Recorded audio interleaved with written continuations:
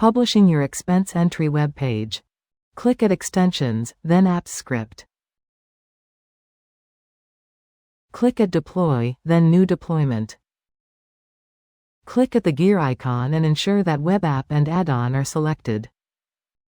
Ensure that Execute As is set to Me, and Who Has Access is set to Only Myself.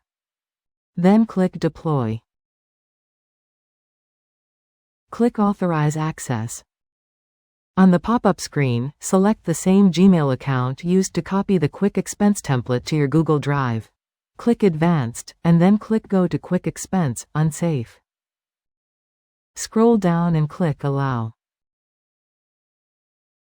Click Copy to copy the link of your published web page, and take note of it or send it via email to yourself. Click Done.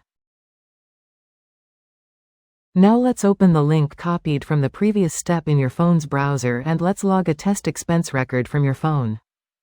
Enter a number in the Amount field. Scroll down and click Submit. Click OK. Go back to your QuickExpense Google Sheets and activate Expenses tab. You will see the test record added to the table. Let's delete the test record by right-clicking at the row header and choose Delete Row.